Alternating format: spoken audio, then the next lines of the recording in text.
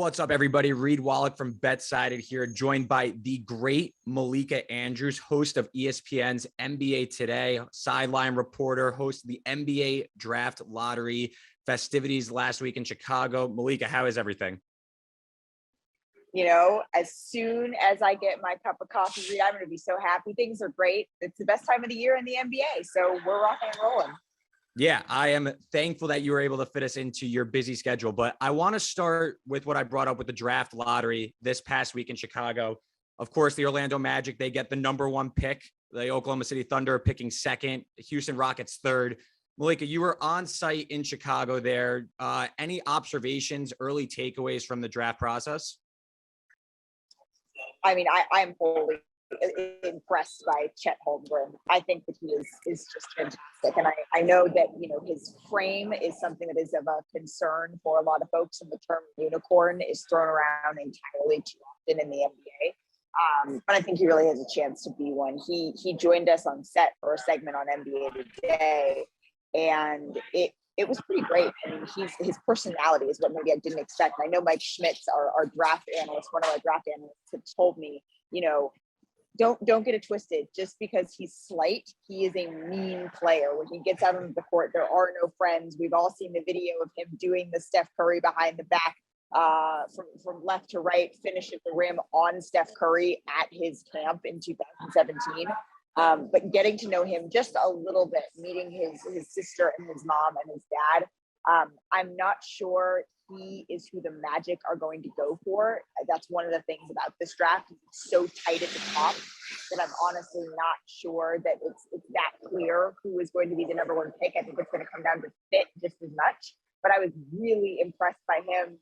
And man, I'm glad OKC got the number 2 pick. I know that Sam Presti was probably had his jaw clenched somewhere because they, you know, this is the grand experiment that they sort of everything for. And Shai Gilgeous-Alexander, you know, he's such a talent that you can't kind of do nothing around him for season after season. So I'm happy for the Oklahoma City Thunder. Yeah, the betting odds over at WynnBET Sportsbook, they have Jabari Smith Jr. out of Auburn as the odds-on favorite to go number 1 to the Orlando Magic, or of course, if they decide to trade the pick. And Chet Holmgren is number 2, followed by Paolo Banchero at plus 325. Did you get a chance to speak with Jabari Smith, Paolo Banchero? Any early observations on those 2 prospects?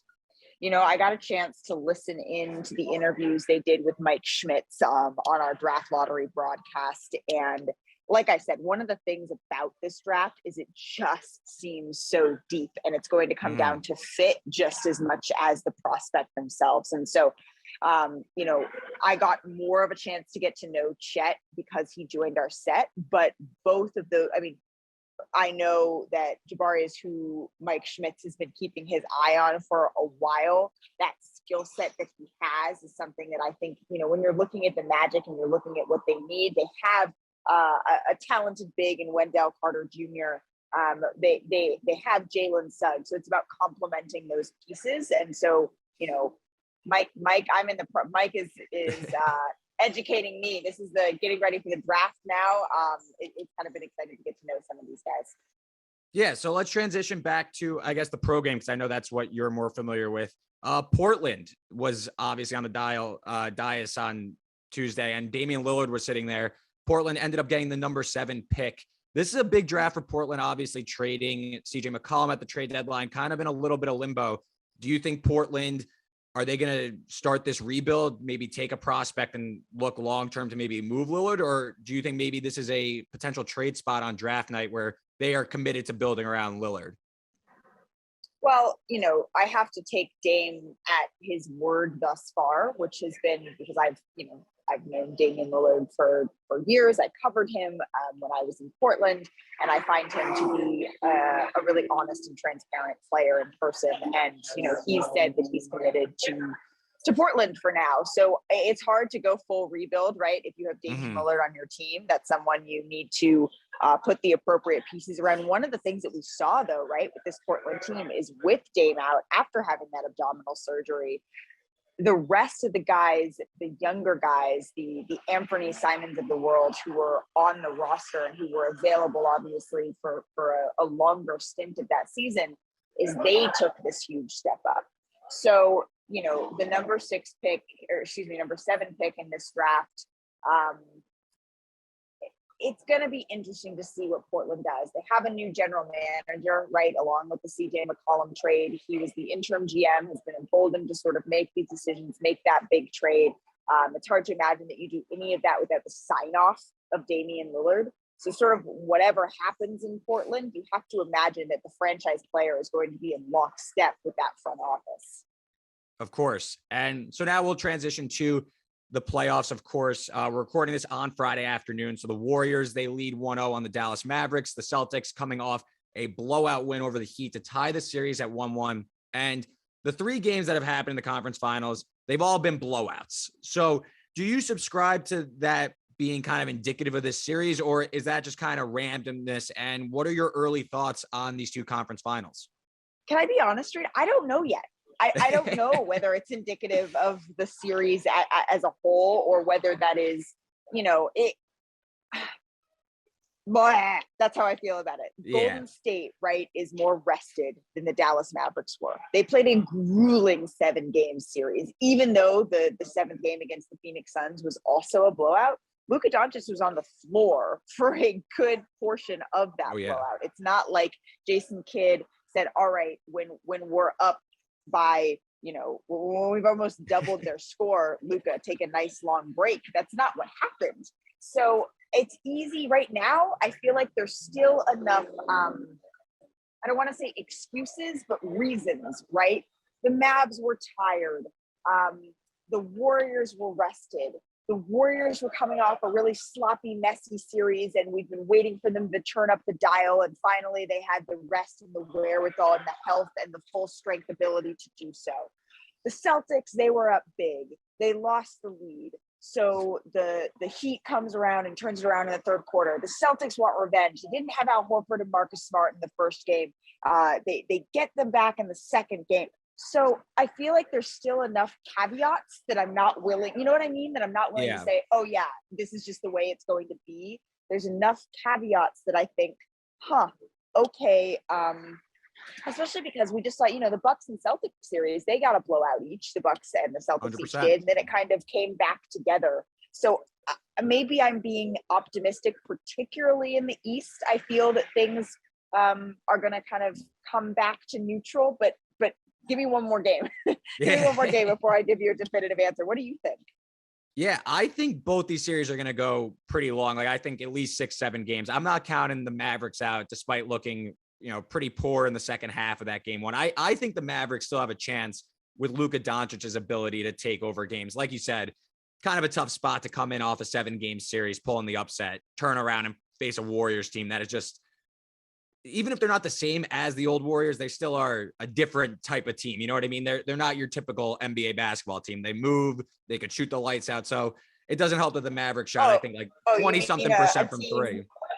A team that has Klay Thompson and Steph Curry and Draymond Green and arguably at least a splash cousin and Jordan Poole isn't a normal team. Not to mention, so it's a tough adjustment. So I'll give the Mavericks a mulligan on the road like that. But I'll put you on the spot now, though. Who do you think goes to the finals, though? Who's going to win each series? Oh, man. So I have not made this prediction anywhere. I have not made a prediction because I've been taking I have not made a prediction yet. So this will be the first time I do. Wow, a BetSided exclusive. I know. My gut says Golden State out of the West. Okay. And I don't feel strongly about that. I don't feel good about that. I feel like we just saw, I thought, frankly, and I didn't make a prediction on this, but I thought that the Mavs were one piece shy of being able to get past the Suns, and I was horribly wrong about that. So I feel almost guilty placing any chips against Luka Doncic and what he's been able to do, not to mention the Spencer Dinwiddie and Jalen Brunson. And I know Spencer is incredibly motivated by that $1 championship bonus that he will get if he wins it all. But just, I was in the Bay Area for game 6. The look in Klay Thompson's eyes to be able to avenge sort of what he's been going through for the last couple of years and be able to sort of get back to where they were. I have a feeling that Golden State gets there. But I don't feel good about it. And in the East, I can't. I don't know. Like, I really don't know. I went into this series thinking it was going to be the Celtics. The Heat may just have done enough. Jimmy Butler has done enough to make me wholly question that. So I'm going to take a rain check on the East. I do believe it's going to be the Warriors coming out of the West. I don't feel good about any of this, Reed. I really don't. Like, and that's great because, you know, for so many years we talked about these dynasties. No, it's going to be this and that. And this year I'm like, I don't know. Can I just watch it? Yeah, it's great for the game, out, right? It's great for the game. So, a small margin between all these teams. So I think it makes for compelling basketball, even though the first 3 games of the conference finals have been a few blowouts. But Malika, I do want to go back to what you said about Klay Thompson at game 6, because you have been courtside for the Warriors at several times during this postseason, getting this firsthand insight. And I know you've also been working with Sling TV. So maybe you could talk about how you're kind of giving the fans that inside look and what you're seeing on the sidelines from the Warriors, but also other teams in the postseason. Yeah, as you were talking, I was trying to think of how many people I have, or how many teams rather, I've been on the sidelines for this postseason, how many arenas. So I've been in Pfizer Forum, I've been in Chase Center, I've been at FedEx Forum, I've been in Minnesota, Minneapolis, Boston, Brooklyn. Like, I've been all Golden State. I've been all over the place. And it's been so great because the last, 2 seasons, the job of being a sideline reporter looked vastly different with the pandemic, frankly. And so when I became a sideline reporter, when I added that to sort of my reporting plate, I actually wasn't on the sidelines. I started sort of in the bubble with no fans, and that was on the sidelines doing socially distanced interviews. And then when we got back into arenas last season before the playoffs, I was actually like at the top of the 100 level section doing quote unquote sideline interviews, like over a headset where the PR person would point all the way up into the distance. See that little speck? Like, that's Malika. That's who you're doing the interview with, right? And so this year, to answer your question, I almost feel like my excitement in some ways to literally be on the sidelines for a full season matches the fans to be back in arenas, because we're having sort of the same experience. So while I am coming from the perspective of knowing these players, at least the part they choose to allow me to get to know, and having sort of this up close look, that giddiness that fans feel, I also still get it because it's the first time that I've sort of been in that capacity and running all over the place, trying to get from game to game. My colleague Zach Lowe has really mixed feelings about going to games because it's always best to see it in person. He's great. He's always around. But you can only watch, like, when you're at the game you're at, that's the game that you're at. So I always see him with his laptop up and he's watching another game sometimes when he's at a game, because we are tasked with knowing what's happening all over the NBA. And so that's what's kind of been great about Sling, is that when I'm on the road in Golden State, I have my little app. I pull it up right after the game, and I have recorded it at the previous game, because usually that's the second game of the night, and I'm already in coaches' meetings by that time. Boom, on my way back to the hotel, I'm going to find out what happened in the previous game the night. And so that is the beauty of when you're on the fly, when you're trying to see all of these games, when you're trying to give fans that up close look. You're giving them an up close look to one game, but Sling kind of has my back on the rest of them, because I can't be everywhere as much as I try. No, absolutely. Awesome stuff. And back on Steph Curry one more time. We said this is a new look. There's never enough Steph Curry. Yeah, there's never enough. We talk about this new look Warriors team. It's different. They had a little dive, and now they're back up on top, or at least climbing towards the top. What do you think a 4th title would mean for his legacy? I know everyone talks about the rings culture and all that stuff, and it's hard not to, right? That's how you measure success. And this would be kind of a 3rd iteration of Steph Curry's dominance amongst the league. And maybe a finals MVP would help with that. what does this all mean for Steph Curry as we assess him with the all-time greats?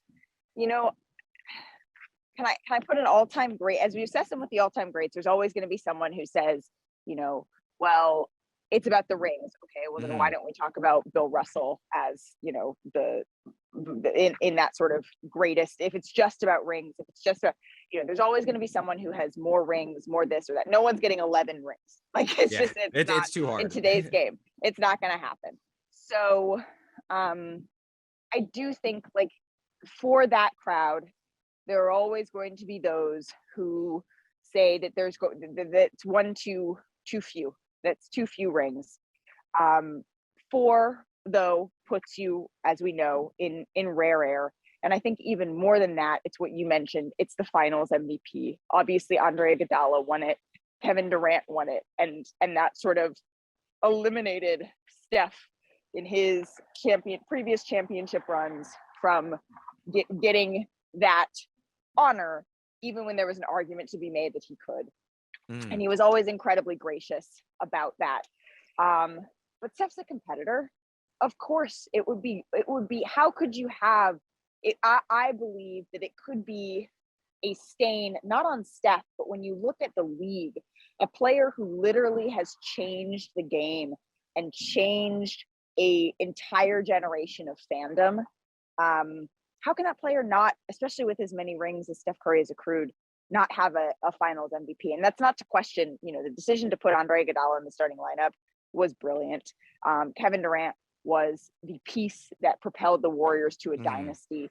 But I would like to see Steph, you know, should the Warriors go that far, play to the point that he gets that honor. But I said, if I could put the legacy part aside for a minute, I asked Steph back at All-Star about winning another title. And obviously on the court, he's a competitor. But one of the things that we talked about that I think people forget, and these guys are human, right, is Steph's kids weren't really old enough. You know, his son wasn't even, you know, he was really, you know, just a distant thought, right? When he was winning these championships, his kids weren't around to enjoy it. Like it wasn't a so much of a conscious, you know, Riley was really little, Ryan was really little, Kanan wasn't around for the first. So for him, you know, he kind of talked about that, about how he does not just want to be like the grouchy old, like, you guys don't remember, but I was great. Like, he wants them to see, no, like I am this is what I do. And, you know, they grasp it conceptually, but being there for it is a whole different thing. And I thought that was kind of cool. And I understand where he's coming from on that. I get that. Knowing Steph a little bit, that makes sense to me. Yeah, that's some good perspective. And then the other storyline, at least I think, from at least the conference finals in this postseason as a whole, has been kind of the emergence of the young star, right? You have Jason Tatum, who we somehow have not even brought up yet in this interview. Which, like, are we saying, I guess, like, yes, emergence of young star, but like people forget, like, he's played this deep into the playoffs. Like, this isn't his first rodeo, like Luka Doncic, like John Morant going to the second round. Like, and I'm not discrediting him, but it's almost like, I feel like we don't give him that because it's like, oh yeah, Jason Tatum, like, he's super young, but we all know what he's capable of. Like, oh, give the man his flowers. Give him his flowers. It's his third conference finals in a very short career.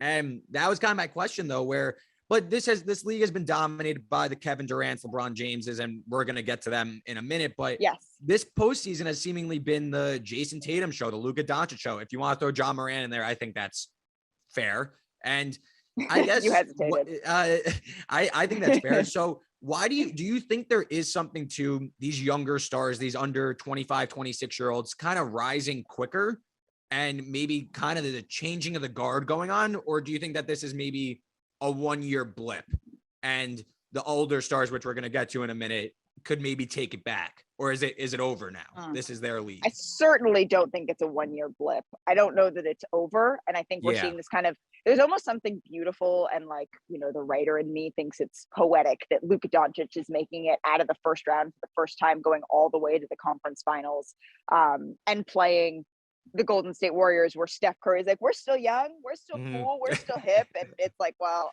okay. Like, yes, in the regular world, you are. In the world of basketball, but like, we're not gonna go there.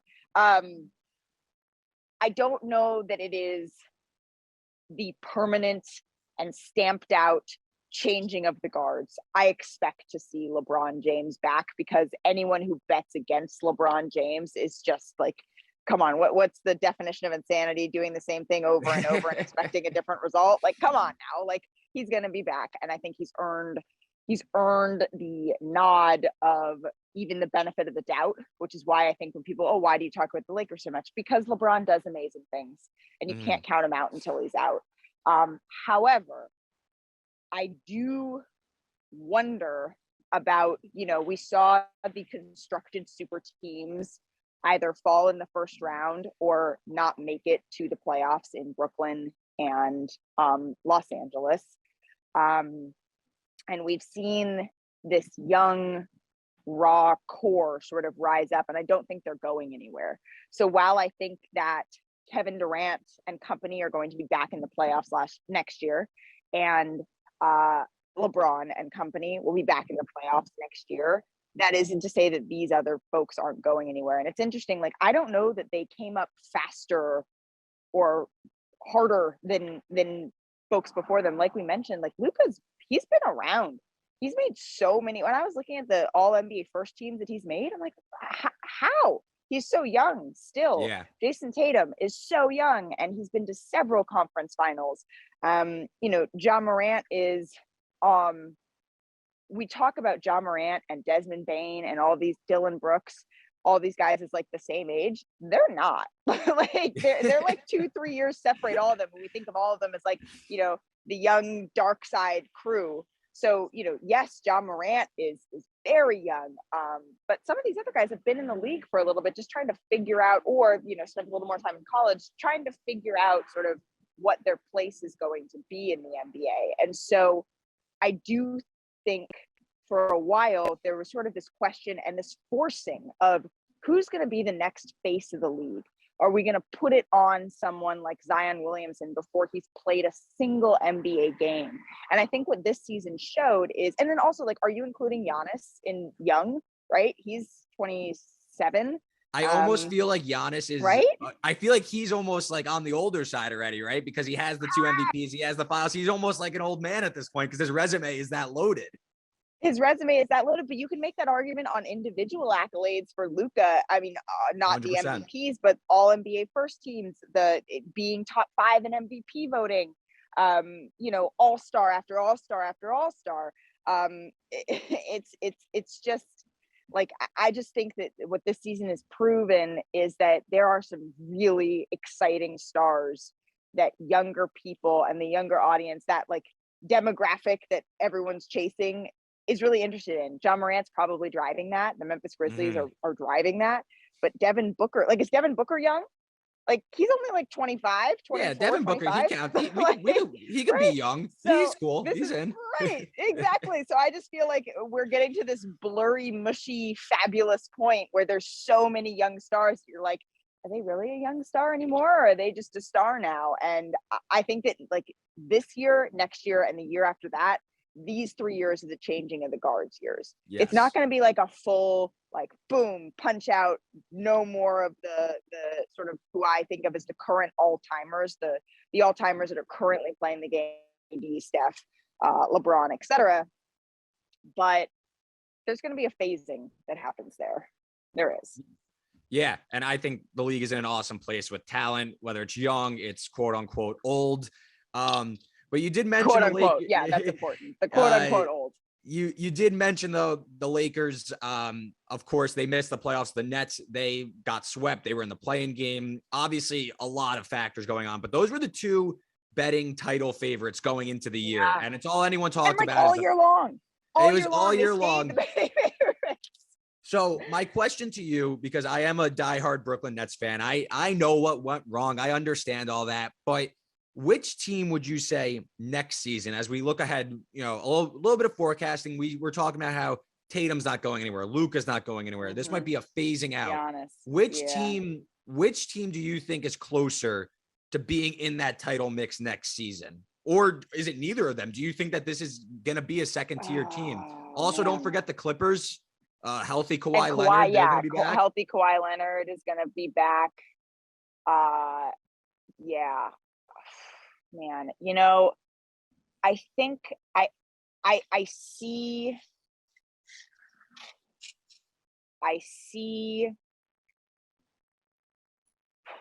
I'm trying to decide where I see more questions than answers.